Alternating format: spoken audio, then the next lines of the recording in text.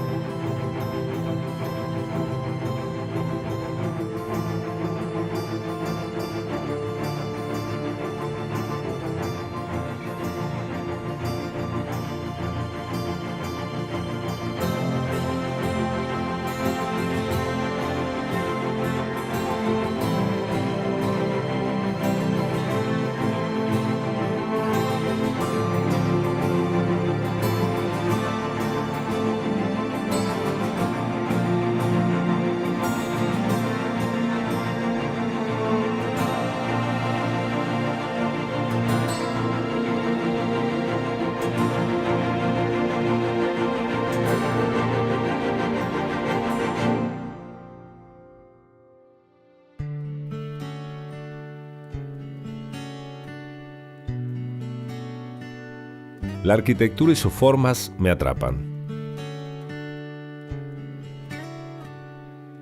Hoy voy a indagar en una de las reliquias arquitectónicas más importantes de San Luis, la catedral. Este lugar está atravesado de manera transversal por lo religioso, lo histórico y lo social.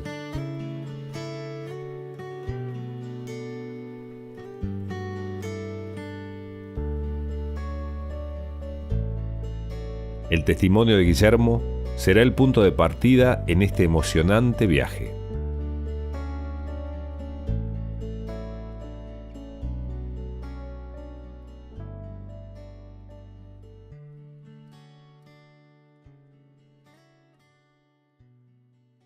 Guillermo, ¿por qué se elige exactamente ese solar para instalar la catedral? En el caso de San Luis, la iglesia matriz tenía serias deficiencias en la construcción, entonces tuvo que ser reconstruida varias veces. A comienzos del siglo XIX estaba en un estado de ruina y no se podía utilizar porque tenía peligro de derrumbe y para los fieles no era seguro. Por lo tanto, se tomó la decisión de trasladar la iglesia matriz y se decidió que el lugar donde iba a funcionar era un antiguo solar de una familia muy importante del origen hispánico, la familia Osorio, donde, bueno, allí ocurrieron muchos hechos importantes durante el siglo XIX y por lo tanto era un lugar muy importante, no solamente de desarrollo histórico, sino también que tenía una ubicación central dentro de este nuevo núcleo que se estaba creando.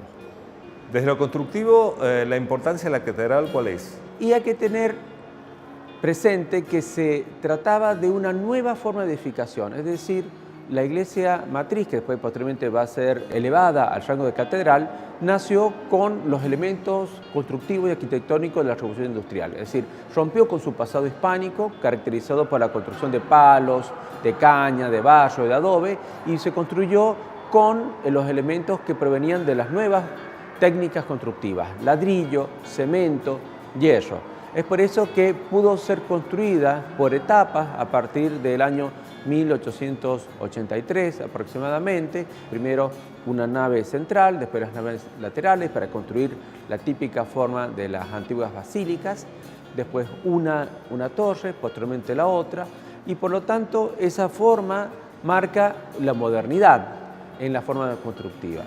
Y esto, bueno, demuestra que era posible, mediante el aporte de los fieles, el aporte de la curia, el aporte del gobierno de la provincia, construyó un edificio que llegó a ser, y es hasta el día de hoy, uno de los símbolos más importantes de la ciudad. ¿Qué materiales se utilizaron para construirla? En parte, algunos elementos fueron traídos por el ferrocarril, pero después fueron utilizados elementos locales. Por ejemplo, gran parte de la producción de ladrillos y de cemento eran de acá de San Luis. La mano de obra era especializada, eso sí. El arquitecto era un arquitecto suizo, de origen suizo-italiano, que Carlos de Luigi trabajó mucho, pero fue algo así como su construcción muy importante, su carta de presentación acá en San Luis. Fueron otros arquitectos, otros artistas, escultores especializados que fueron completando. Algunas obras están hechas en mármol, otras están hechas en cemento, pero lo importante es que constituyen un conjunto que mantienen un mensaje. ¿La catedral qué influencia social y urbanística tuvo en la ciudad de San Luis? Bueno, hay que tener en cuenta que se trata de un nuevo centro, es decir, a mediados del siglo XIX la ciudad estaba muy centrada en la plaza, en la zona de la Plaza Independencia. Con la llegada del ferrocarril se produce una especie de ampliación y la creación de un nuevo centro en torno a ese parque, esa plaza, y la presencia de la catedral contribuyó fundamentalmente a ese traslado.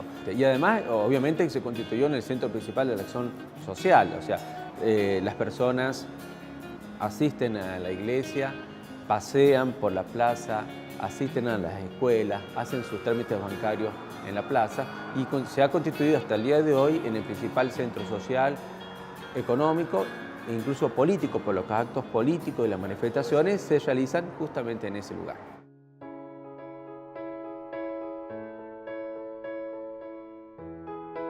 La construcción de la catedral reconfiguró el esquema urbanístico de la ciudad. Un nuevo centro nacía y daba lugar a la expansión.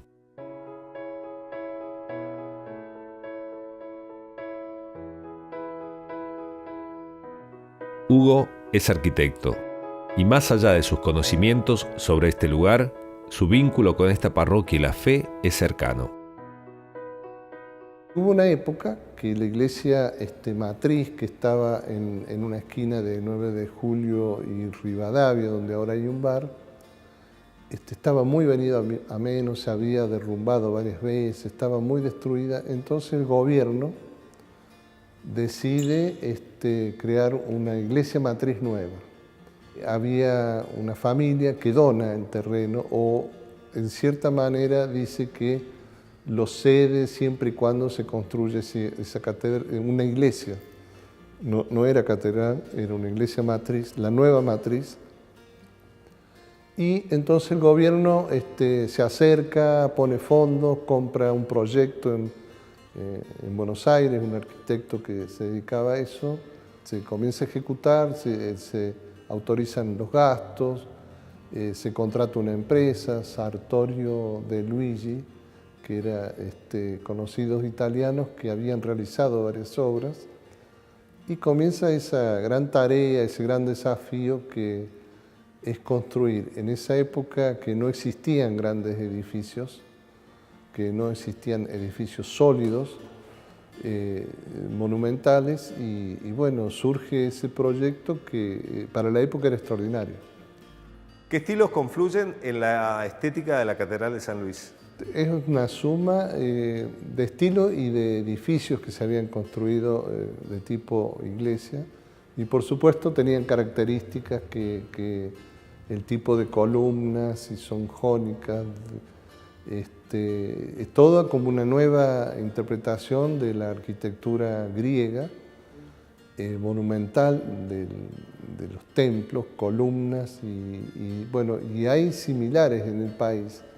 Es decir, que había una tendencia a construir el templo de esa forma, con torre, con cúpula. ¿Qué otro simbolismo podemos encontrar en la arquitectura de la iglesia catedral? La planta de la iglesia, de las iglesias, se pensaban como, significativamente como un camino al cielo. Es decir, estaba la puerta, el atrio, la puerta, la nave central, que conducía al templo, y por lo general eso estaba orientado al este, que es de donde proviene el sol, donde nace el sol, es decir, hacia el cielo y hacia el naciente. Y eso se respetaba mucho en la antigüedad, en la construcción de los templos eclesiásticos. Y por otro lado, ese camino al cielo tiene otra nave que la atraviesa y determina la cruz, implanta la cruz. Y lo que corona ese centro de la cruz es la cúpula. Entonces, la expresión de significación de la iglesia, de la religión y del templo se manifiesta también exteriormente. ¿Quiénes estuvieron a cargo de la construcción? Bueno, en esa época fue una gran obra, así que De Luigi fue uno de los constructores asociado con otras. Intervinieron gran parte de lo que en esa época se dedicaban a construir. Por ejemplo, la familia Pica en todo lo que fue la cuestión de piedra, el tallado de piedra, la colocación. ¿Qué importancia tiene en lo social y en lo histórico la Catedral de San Luis? Hubo de actos religiosos, manifestaciones religiosas, llegadas de eventos. Uno de ellos fue la llegada de los restos de los granaderos, de los restos que se trajeron del convento de San Lorenzo a San Luis, llegaron a la catedral. Entonces fue un momento muy emocionante donde concurrió casi toda la población, o mucha población.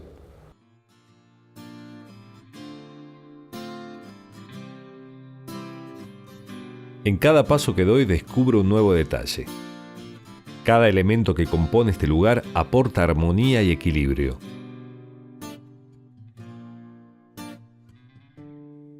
Me resulta cautivante su estructura propia de los territorios fértiles de la fe. Más allá de los años que cobija este lugar, hay diferentes aristas que construyeron su gran historia.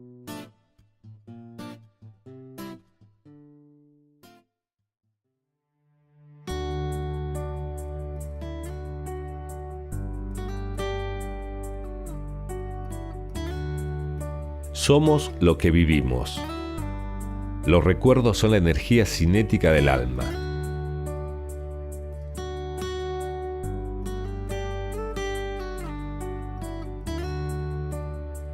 Y ellos nos permiten volver y ser lo que fuimos. Perla suele invocar esa niña que vio a San Luis crecer. Para ella, la catedral fue una parte esencial en su atmósfera cotidiana.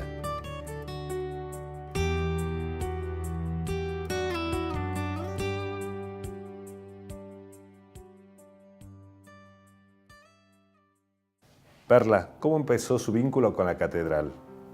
Y yo creo que cuando abrí los ojos ya la vi, porque vivía al frente. Yo vivía al frente. Antes estabas bien frente al atrio, después estabas bien frente a lo que sería el altar de Santísimo. Pero nunca se iba tan lejos. Nunca me fui lejos. ¿Cómo era la catedral cuando usted era chica?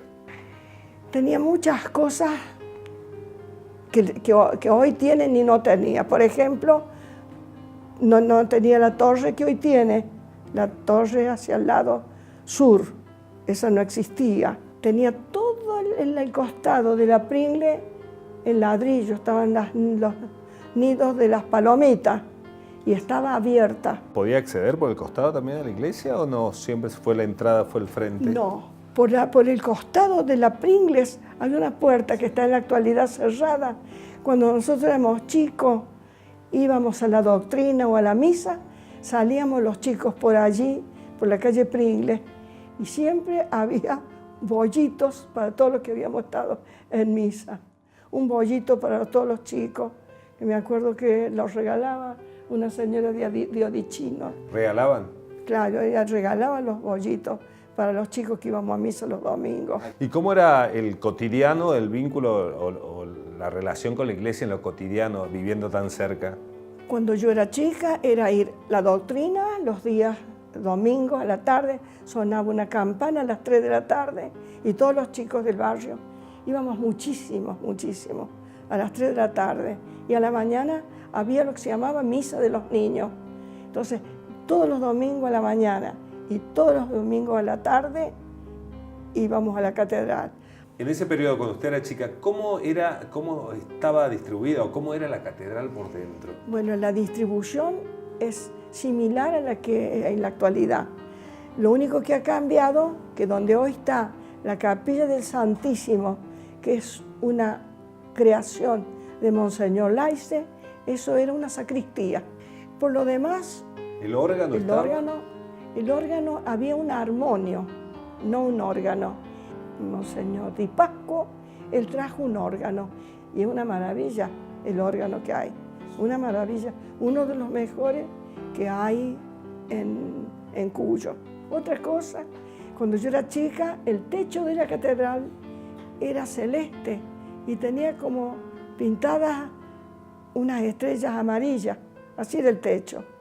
Y en el año 42 lo contrataron al señor Liberio Pierini. Pierini. Él pintó toda la catedral, no solo los frescos sino todos los costados, están todos decorados. Antes eran paredes amarillas, no había nada de eso. No había nada. No, eran pintadas, nada más. Después, ¿qué otra cosa? El piso es nuevo también. Antes tenía un piso calcáreo y Monseñor Laice le puso el piso que tiene en la actualidad. Usted también está vinculada en cierta forma a la catedral por parientes, ¿no? En la catedral sí, por mi tío sacerdote que está allá enterrado en la catedral, que ¿Quién estuvo era? ¿Cómo era su nombre? Monseñor Juan Mamerto Canllano. Fue párroco de la catedral del año 34 al 67 en que falleció. Y los últimos 19 años de su vida estuvo totalmente ciego, pero él no sabía lo que era la noche o el día, pero caminaba por la catedral y celebraba misa, no me pregunte cómo. Ciego igual manejaba la catedral. Ciego. Caminaba por la catedral como si la estuviera viendo. Iba tocando como las columnas y llegaba y celebraba misa hasta el día, 2 o 3 días antes que falleció. ¿Ah, sí? Bueno, ya le digo, pero la iglesia, el cambio del decorado, el cambio del piso, el cambio de la capilla del Santísimo, de ese órgano maravilloso, le ha ido dando otra prestancia al templo, que uno lo sigue amando como desde el primer comienzo, porque ha sido parte de la vida.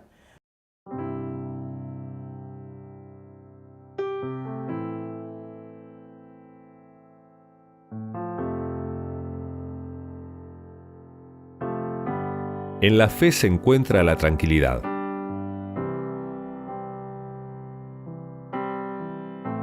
Cada uno forja sus creencias y hace de su vida una forma. Algunas personas reciben el llamado de Dios, como el padre Daniel, que encontró aquí en la catedral un lugar donde sus días se llenan de felicidad plena.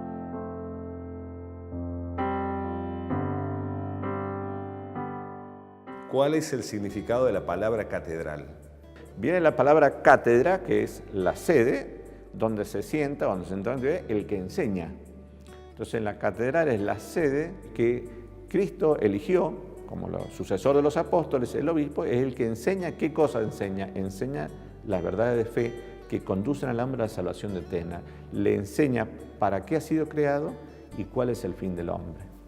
¿Cómo está distribuida la iglesia catedral por dentro? La iglesia normalmente se hace en forma de cruz, ¿no? Tiene la nave central y tienen los dos, el altar hacia los costados y el altar. Entonces, si uno la mira de arriba, es una cruz. Siempre el sentido que tiene la cruz de el medio por el cual Cristo nos reconcilió con el Padre. Y otro detalle también, que siempre que sea posible, las iglesias se hacen mirando hacia el oriente, como está acá. Si uno entra, está mirando hacia la salida del sol, digamos, ¿no? Porque Cristo es el sol que nos ilumina, como dice el Evangelio de lo alto. Es la luz que nos viene a traer para reconocer y ver qué es cada cosa en orden al plan, el designio de Dios. Por eso la iglesia se dice en un término latino ad orientem, o sea, mirando hacia donde sale el sol, porque el sol es Cristo, digamos, ¿no? ¿Cómo fue la incidencia de la comunidad en cuanto a las donaciones y la construcción de la iglesia catedral? Bueno, es realmente muy conmovedor porque en los primeros tiempos los niñitos de catecismo venían a catecismo acá y traían un ladrillito ellos. Sí, traían un ladrillito para decir, bueno, yo contribuí a la construcción de la catedral. Y así se fue haciendo, por eso se demoró muchos años, y colaboró gente, hubo gente de las familias tradicionales acá, el arquitecto Pica, sus abuelos trabajaron acá y todos fueron siendo parte, no fue una donación así de una institución internacional o de un gobierno nacional que dijo, bueno, en 20 años se construye un edificio. Fue haciéndose de a poquito, de hecho hay cosas que todavía faltan y por eso también un poco la idea ahora es de restaurarla, en lo cual es bastante costoso, pero lo estamos haciendo de la misma manera, con la colaboración de la gente. No ha habido ninguna colaboración de ninguna institución fuera de la gente que viene todos los días a la iglesia. San Luis Rey es el patrono, ¿no? ¿Quién era San Luis Rey? San Luis Rey fue rey en Francia en la época de Santo Tomás de Aquino. Era amigo de Santo Tomás de Aquino y fue un rey santo. Él tuvo varios hijos y él, desde muy chico que fue rey, siempre fue una persona muy piadosa. Iba a misa todos los días, ayudaba a los pobres todos los días. Incluso le preguntaron una oportunidad, le dijeron, dice, ¿usted no tiene miedo de que se venga abajo el reino por tantas limonas que da? Y él dijo, es preferible que un rey se vuelva pobre por esto y no que se llene de ostentación, respondió él. Y bueno, era muy piadoso y de hecho le deja un testamento a su hijo diciéndole que nunca descuide las cosas de la fe. ¿Y para vos qué simboliza estar en un lugar tan icónico para la provincia de San Luis? Siempre he experimentado la bondad de Dios, de que me ha ayudado los sacerdotes, los obispos y la gente. Admirable, digamos. Yo soy nacido en Mendoza, me vine a San Luis a los 17 años a estudiar y yo no me pienso ir acá. Yo vine acá el 3 de febrero de 1980, el 4 de febrero de 1980 hice con mi domicilio a San Luis y desde ese momento tengo domicilio acá, ya hace 38 años. Y así que aparte de uno siente la responsabilidad, pero también siente la bondad de Dios y el apoyo de la gente que a uno lo anima a seguir adelante, siempre.